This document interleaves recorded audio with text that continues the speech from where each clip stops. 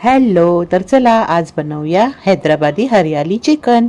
तर इथे मी घेतला आहे कोथिंबीर, पुदिना, फ्राईडवाला कांदा, त्याच्यानंतर अद्रक, लसूण, हिरवी मिरची आणि काजू बदाम. तर हे सगळं ना आपल्याला वाटून घ्यायचं आहे, ह्याचं वाटण करायचं आहे.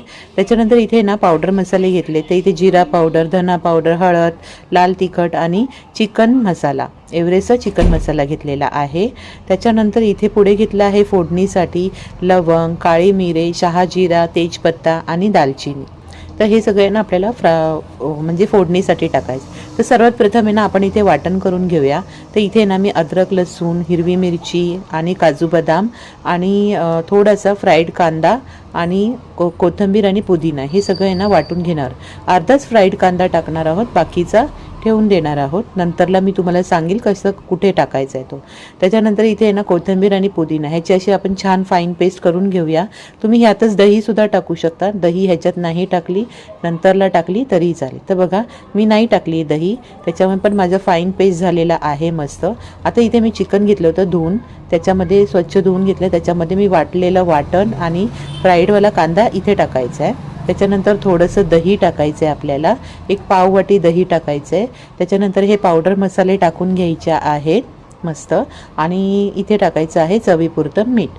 तर मी चवीपुरतं मीठ आहे ना पूर्ण 1 चमचा टाकलेला आहे. आता ह्याला ना छान असं मिक्स करून घेऊयात. हे ना छान असं एक म्हणजे बॅटर प्रत्येक चिकनला आहे ना हे बॅटर लागलं पाहिजे ना आपल्याला, असं मिक्स करून घ्यायचं आहे.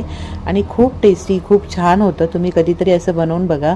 आणि ह्याला तुम्ही नानसोबत, रोटीसोबत किंवा सिम्पल चपातीसोबतसुद्धा खाल्लं ना तरी खूप भारी आणि भन्नाट लागतं. आहा, लाजवाब. इथे ना मी थोडीशी साखर टाकत आहे, कारण आपण दही टाकली तर थोडी आंबट असली ना तर साखरेने चव व्यवस्थित येते.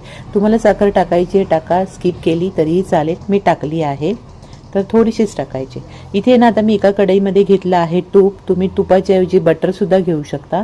मी तूप घेतलं आहे. त्याच्यानंतर ह्याच्यामध्ये मी हे सगळे खडे मसाले टाकलेले आहेत.